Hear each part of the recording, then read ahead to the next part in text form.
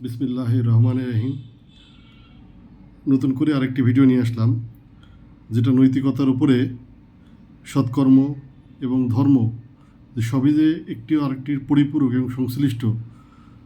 মহান স্রষ্টা তিনি মানুষকে সর্বোত্তম আকৃতি দিয়ে সৃষ্টির সেরা জীব হিসাবে সৃষ্টি করলেন। এবং আল্লাহ আদমকে সব কিছু নাম শেখালেন এবং আদমকে মর্যাদা দিলেন। আদম অর্থাৎ হচ্ছে মানুষ আর কি, মানুষ মর্যাদা দিলেন সকল সৃষ্টির উপরে।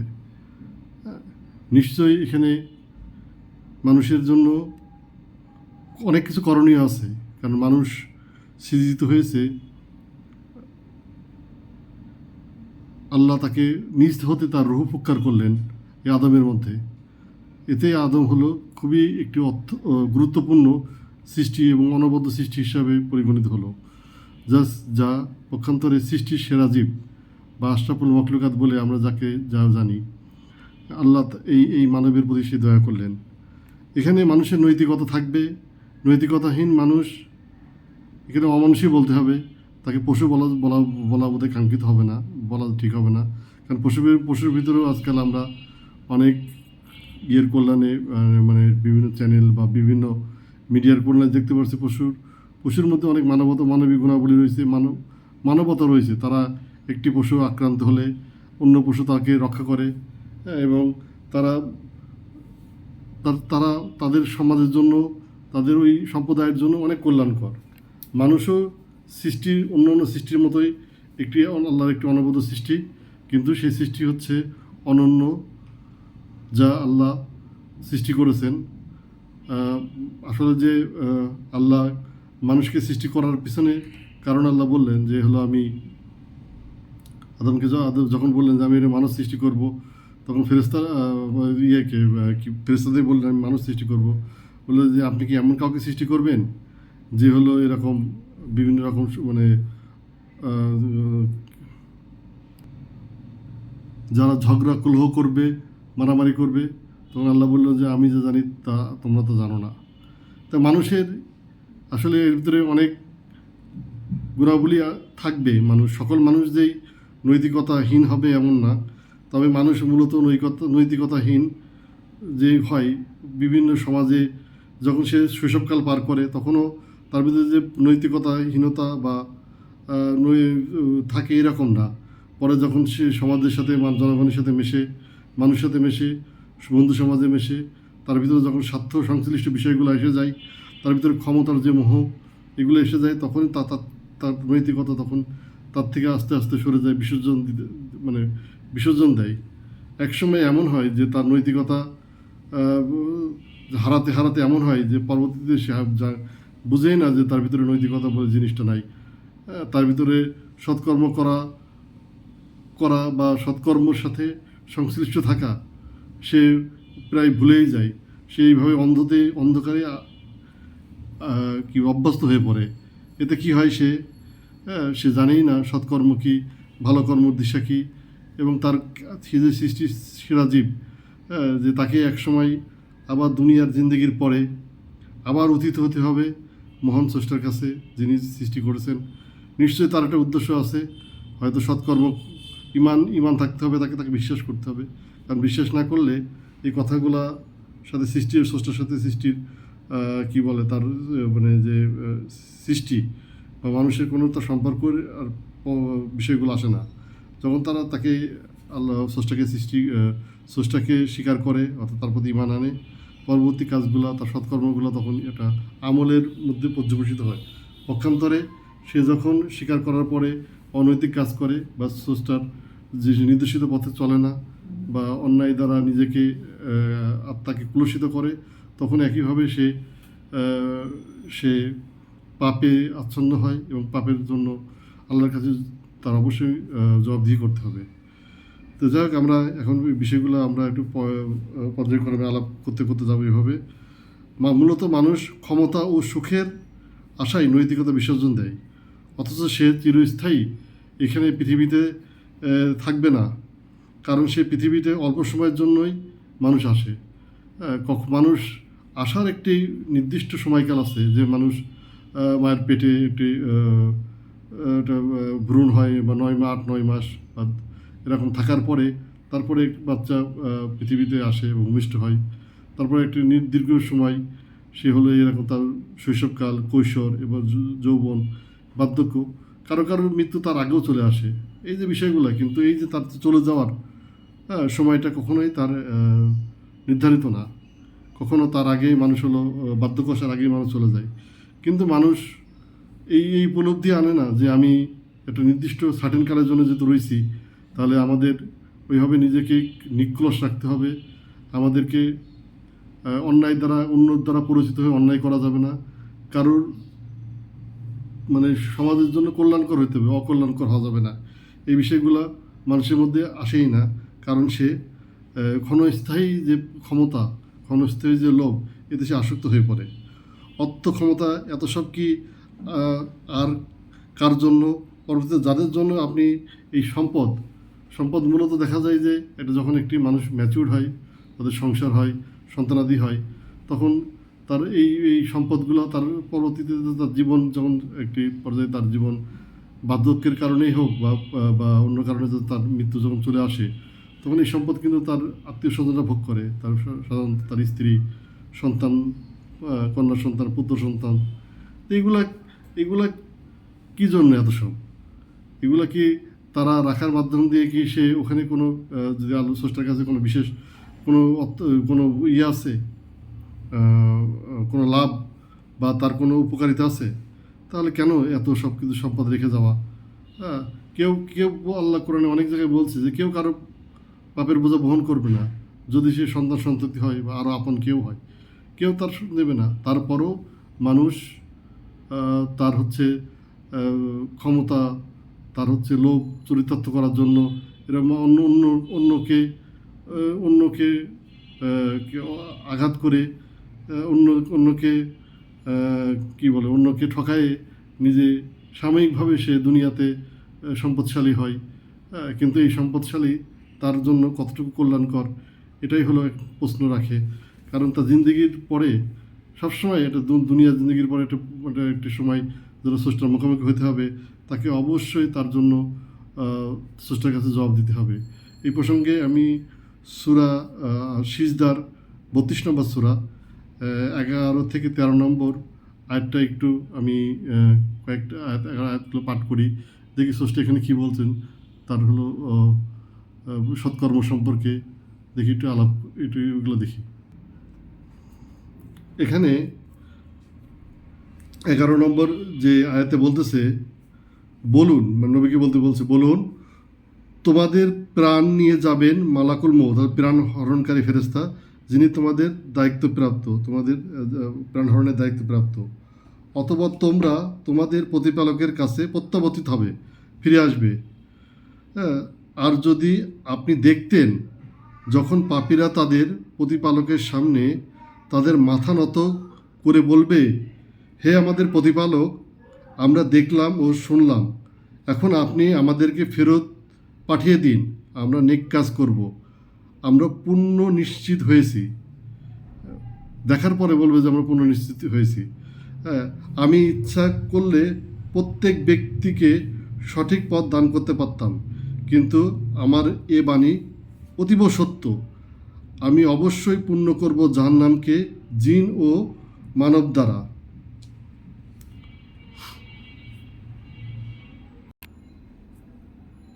এই যে মানুষের এত চেষ্টা, এই যে তার দুনিয়াতে ভালো থাকার জন্য, দুনিয়াতে প্রচুর সম্পদ, যেটুকু সম্পদ মানুষ বেশি খাওয়া দাওয়া করলে পরেও মানুষের বিভিন্ন রকম পেরেশানি বেড়ে যায়। হ্যাঁ, মানুষের একটু বেশি ভালো থাকার জন্য কত কিছু লাগে, কিন্তু সে অনৈতিকভাবে ভালো থাকার জন্য বা ক্ষমতাকে দীর্ঘস্থায়ী করার জন্য সে এরকম অনৈতিক ভাবে কাজ করতে থাকে, এবং তার সাথে আরও অনেক লোক তাকে ফলো করে অনৈতিক হয়। হয়তো এমন যারা তাকে অনুসরণ করছে, যারা তা জানেও না যে তার এই অন্যায়ের কারণে কতগুলো মানুষ ক্ষতিগ্রস্ত হবে, বা কত একটি বড় বিপর্যয় বা কত কিছু ঘটে যেতে পারে। তারপরও তারা এরকম তার সাথে সম্পৃক্ত হয়। কিন্তু বুঝতে হবে যে এই সম্পৃক্ত হওয়ার মাধ্যম দিয়ে সেও কিন্তু একই রকমভাবে অন্যায়ের সাথে জড়িয়ে যাচ্ছে। যদ্রূপ যে অন্যায়কারী এবং তাকে সমর্থনকারী একইভাবে ক্ষমতাধর হয়ে যাচ্ছে। হতে যারা আহ, আহ, যারা এই অন্যায়ের অন্য পক্ষে রয়েছে, তারা যাদের উপর জুলুম হচ্ছে, তারা আহ, তাদের এই জুলুমের জন্য কিন্তু যারা জুলুমকারী তারা কিন্তু অবশ্যই আল্লাহর মুখোমুখি হয়ে জবাব দেওয়া লাগবে। সব কিছু মাথায় রেখেই কিন্তু সব বিবেক এবং প্রজ্ঞা সব জায়গায় খাটাতে হবে। একদম আহ, অমানুষ হয়ে অনৈতিক মনোভাব নিয়ে পৃথিবীতে বস করার মাধ্যমে কোনো কল্যাণ নয়। সকল অবস্থায় দুনিয়াতে যে কোনো সময় এটা স্বল্প সময়ের মধ্যে মানুষের জীবন সাঙ্গ হতে পারে। মহালাকুল মৌত, অর্থাৎ যে যানহরণকারী ফেরেশতা যখন ইচ্ছা আল্লাহ মানে এসে হাজির হতে পারে। এই জন্য সকল অবস্থায় নিজে প্রস্তুত রাখতে হবে, যেন হলো আমরা এই জীবন শেষে একটি উত্তম জায়গা আমরা যদি আল্লাহ পৌঁছাতে পারি। এরকম আমরা কিছু কিছু কোরআনের আয়াত আরও কিছু কিছু সামনে পড়তে থাকলে পারে আমরা আরও জানতে পারবো। যেমন সূরা ইসরা, কোরআনের 17 নম্বর সূরা, এখানে 13 থেকে 15 নম্বর আয়াতেও এই প্রসঙ্গে কিছু বলা আছে। সেগুলো আমি একটু পড়ি, তারপরে আবার সামনে কথাগুলো আগাই। হ্যাঁ, আমি এখন হচ্ছে আপনার 13 নম্বর ইসরার 13 নম্বর মানে ইসরায়েল যেটা বলে, আমি 13 নম্বর আয়াত পাঠ করছি। প্রত্যেক মানুষ কৃতকর্মকে আমি তার গ্রীবা লগ্ন করে দিয়েছি এবং কিয়ামতের দিন প্রত্যেকের সম্মুখে বের করে আনবো তার আমলনামা, যা সে পাবে উন্মুক্ত মানে খোলা অবস্থায়।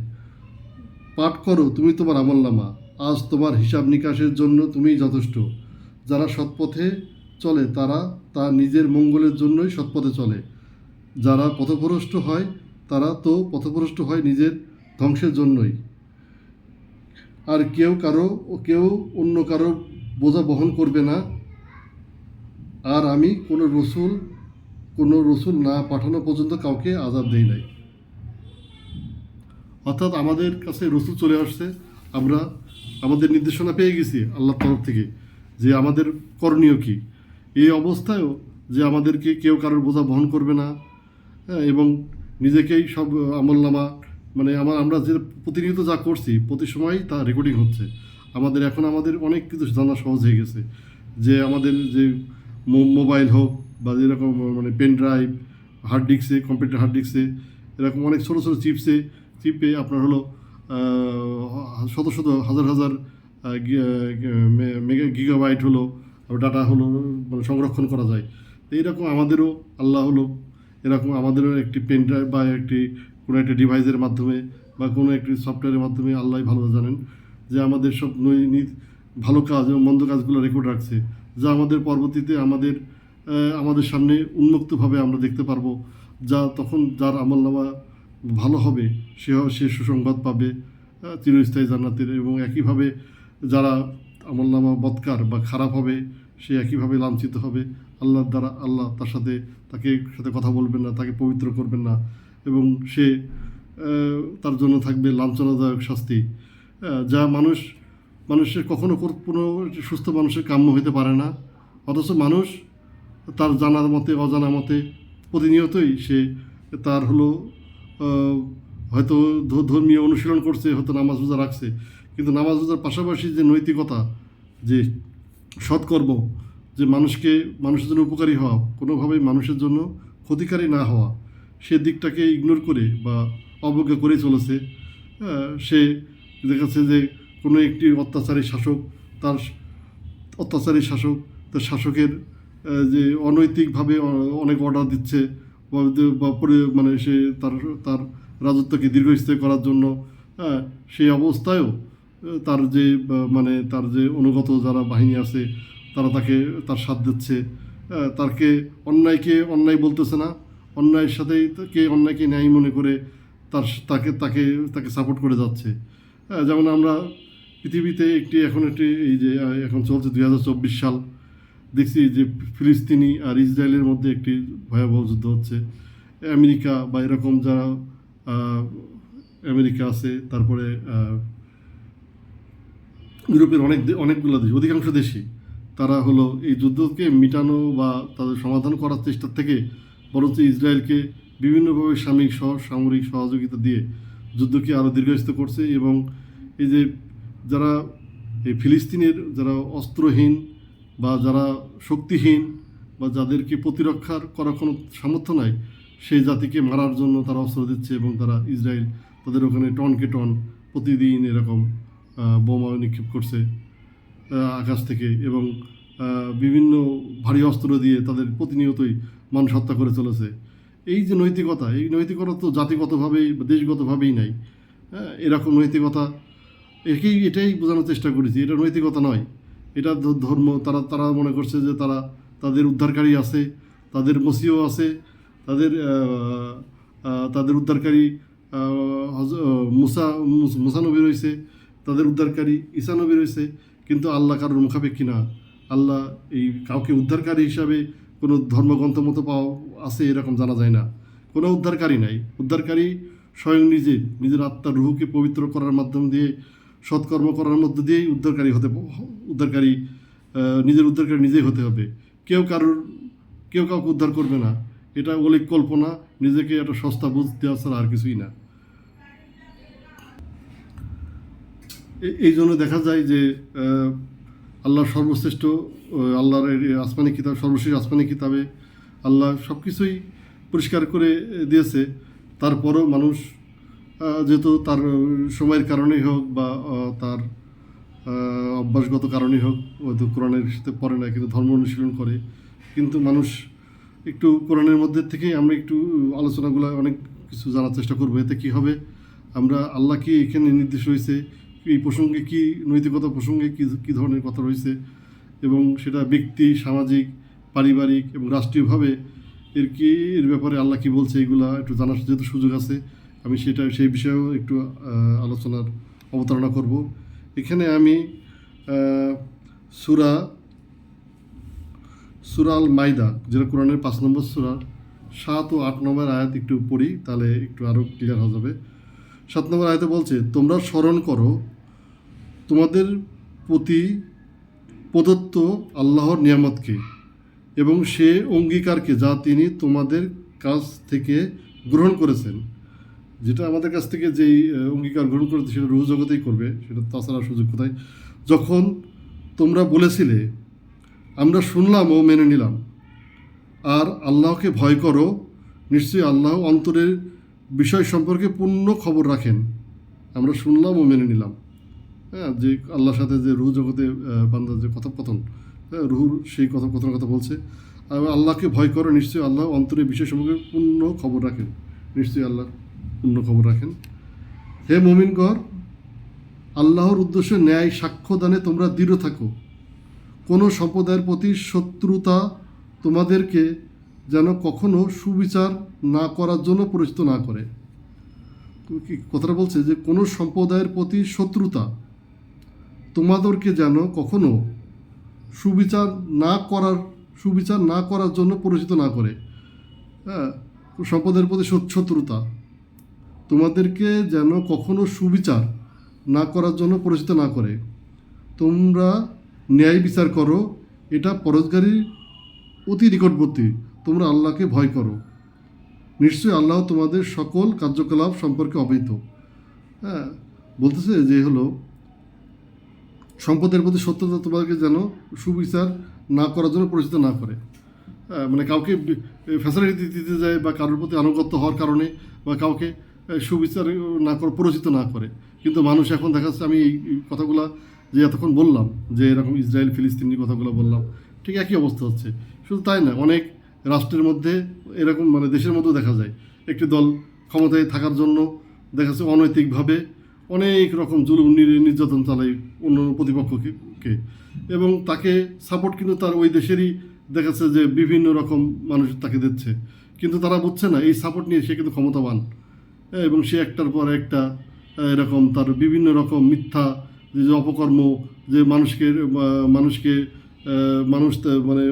মানুষের যে রাষ্ট্র পরিচালনায় যে মানুষের যে অনেক রকম বঞ্চিত হচ্ছে, এই যে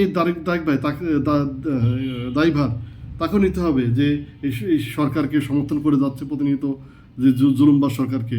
এটা এটা হলো না, এটা রাষ্ট্রের বেলায়। আমরা তো বৈদেশিক বললাম, রাষ্ট্র বললাম, সমাজের বেলায় একই অবস্থা। যদি কোনো প্রভাবশালী লোক যদি খুবই, আমরা বলি যদি খুবই খারাপ লোক, অথচ তাকে যদি আমরা অনৈতিকভাবে সমর্থন দিই, সে যদি ওই ক্ষমতাকে নিয়ে সে আরও ক্ষমতাবান হয়ে ওই ওই এলাকার মধ্যে যদি আরও কিছু অপকর্ম এবং মানুষকে যদি কষ্টদায়ক কোনো কাজ করে, এর জন্য তাকে যারা সমর্থন করে যাচ্ছে ওই ওই ওই লোকটাকে, তার জন্য সমভাবে সেও সেও দায়ী হবে। এটাই হলো নৈতিকতা। সেই নৈতিকের অবক্ষরণের কারণে সমাজ আজকে পিছিয়ে যাচ্ছে, রাষ্ট্র আজকে পিছিয়ে যাচ্ছে, মানুষ কিন্তু নানা রকম দুর্ভোগের শিকার হচ্ছে। এবং বহির্বিশ্বেও এই অনৈতিকের কারণে একটি জাতি, একটি সমাজ বিভিন্নভাবে মানে কষ্ট পাচ্ছে। এটা আল্লাহ এই দুনিয়াতে সব কিছুর সমাধান আল্লাহ নিজে হাতে করে দিবেন না। আল্লাহ সৃষ্টির সেরা জীব তৈরি করেছেন। সৃষ্টির সেরা জীব হিসাবে মানুষ, সে অনেকটা মানে আল্লাহ এমনভাবে তৈরি করেছেন মানুষ যে নিজেই নিজের উপলব্ধির মাধ্যমে নিজের সমস্যাগুলো জানতে পারে। সে যদি ওই সমস্যাগুলোকে সমাধানের করার মাধ্যমে নিজে একটি আল্লাহর নৈকট্য লাভ করারও করে অনেক নৈকট্য লাভের মাধ্যমে, আল্লাহ নৈকট্য লাভের মাধ্যমে সে দুনিয়া এবং আখিরাতে আল্লাহর কাঙ্ক্ষিত দুনিয়ার পরবর্তী জীবনেও সে জান্নাতের জন্য উপযুক্ত হতে পারে। এই বিষয়গুলো কিন্তু মাথায় রেখেই প্রতিনিয়তই চললে আল্লাহর সহায়তা পাওয়া যায়। আমরা আলোচনা আর একটু আগাই।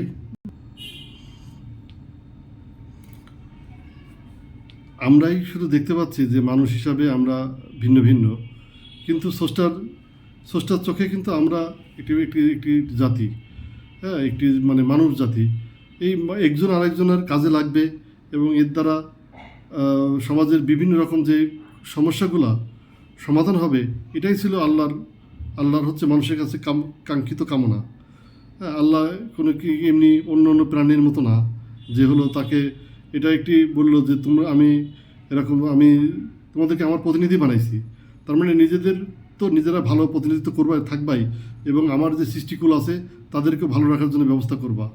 কিন্তু আজকে মানুষ সবচেয়ে মানে নিজেদের জন্যই সবচেয়ে বড় থ্রেট বা হলো ধ্বংসাত্মক। হ্যাঁ, মানুষ নিজে মানে তাদের একটি সম্প্রদায় এবং একটি আরেক ধ্বংস করার জন্য নানা রকম পরিকল্পনা করে, যেটা অন্যান্য প্রাণীর বেলায় সম্ভব না। মানুষের আকৃতিটা এরকম আমার জ্ঞান এবং পড়াশোনা দ্বারা মনে হয়েছে যে আল্লাহ এরকম আল্লাহ হয়তো আল্লাহর সাথে অনেক সাদৃশ্য রেখে মানুষ সৃষ্টি করেছে, যার কারণে মানুষ যে অন্য প্রাণীর মতো না যে তার হলো উঠে মেরুদণ্ড নাই, উঠে দাঁড়াতে পারে না, উঠে দাঁড়াতে পারে, স্বাধীনভাবে চিন্তা করতে পারে। মানুষ তার হচ্ছে জ্ঞান এক জায়গা থেকে আরেক জায়গায় বিস্তার করতে পারে। তার ক্ষমতার মাধ্যমে সে অনেক ক্ষমতাবান হয়ে যেতে পারে। তার হলো জ্ঞান পরিচর্যার মাধ্যমে জ্ঞান জ্ঞান জ্ঞান এবং তার হচ্ছে এটা জ্ঞান অনুশীলনের মাধ্যমে। হ্যাঁ, একইভাবে তার যে চিন্তাভাবনা সেটা বিভিন্ন পৃথিবীভাবে ছড়িয়ে দেওয়া সে দিতে পারে। একই এইরকম মানুষের সৃষ্টি আর কি। আল্লাহ এইভাবেই মানুষ সৃষ্টি করেছে। হ্যাঁ, মানুষ সকল আবার একই বলছে। একটা সূরা আল বাকারা 213 নম্বর আয়াত আল্লাহ বলছে সকল মানুষ একই জাতিসত্তার অন্তর্ভুক্ত ছিল। হ্যাঁ, অতঃপর আল্লাহ তাআলা পয়গম্বর পাঠালেন সুসংবাদদাতা ও ভীতি প্রদর্শনকারী হিসাবে, আর তাদের সাথে অবতীর্ণ করলেন সত্য কিতাব, যাতে মানুষের মাঝে বিতর্কমূলক বিষয়ে মীমাংসা করতে পারেন। কিতাবগুলো যদি মানুষের মধ্যে যে বিতর্কমূলক বিষয়গুলো থাকে, কিতাব পাঠানোর উদ্দেশ্য এটা, যদি বিতর্কমূলক বিষয়গুলো যদি মীমাংসা করতে পারেন। বস্তুত কিতাবের ব্যাপারে অন্য কেউ মতভেদ করেনি, কিন্তু পরিষ্কার নির্দেশ এসে যাওয়ার পর নিজেদের পারস্পরিক জেদবশত তারাই করেছে যারা কিতাব প্রাপ্ত হয়েছিল, অর্থাৎ হচ্ছে উম্মতরা, আল্লাহর বান্দা হিসেবে না, উম্মত হিসেবে, যেগুলো পয়গম্বরদের উম্মত হিসেবে। অথবা আল্লাহ ইমানদারকে হেদায়েত করেছেন, হ্যাঁ, সেই সত্য বিষয়ে যে ব্যাপারে তারা মতভেদে লিপ্ত হয়েছিল। আল্লাহ যাকে ইচ্ছা সরল পথে বাতলে দেন। হ্যাঁ, যদি কারোর কেউ যদি এরকম চাটুকারিতা না হয়, কেউ যদি সত্য অন্বেষণ করে, সে যদি প্রকৃতভাবেই সত্য তালাশ করে, তার হৃদয় মনে যদি আল্লাহর ভয়, ভালোবাসা এবং পরকালের মুক্তির জন্য তার হৃদয় যদি লালিত হয়, তার যদি স্বপ্ন থাকে, তাহলে সে অন্তর আত্মা তাকে অপরাধপ্রবণ হতে দেবে না। সে অন্যের দ্বারা পরিচিত হয়ে আরেকজনের মাথায় বাড়ি মারবে না। সে নিজ থেকেই সংশোধন হবে, যা সে বুঝতে পারবে তার এটা ভালো কর্ম। একইভাবে সে যদি মন্দ কর্ম করে, সে মন্দ কর্মটাও সে বুঝতে পারবে যে সে তার মন্দ কর্ম তার দ্বারা হয়ে গেল। ভালো মন্দ পার্থক্য করার এই জ্ঞানই হলো জ্ঞান। যে উপলব্ধি আসবে তাকে বলে তওবা। তওবা মানুষকে ফিরায় আনে এবং তওবার মাধ্যমে মানুষ ক্লেশমুক্ত হয়, পাপমুক্ত হয়।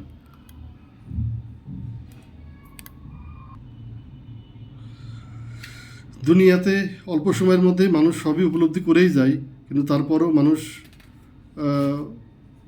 এত সৃষ্টির সেরা জীব বুদ্ধিমান হয়েও কোনো কোনো ক্ষেত্রে মানুষ তার বুদ্ধিহীন হয়েই তার জীবন পার করে।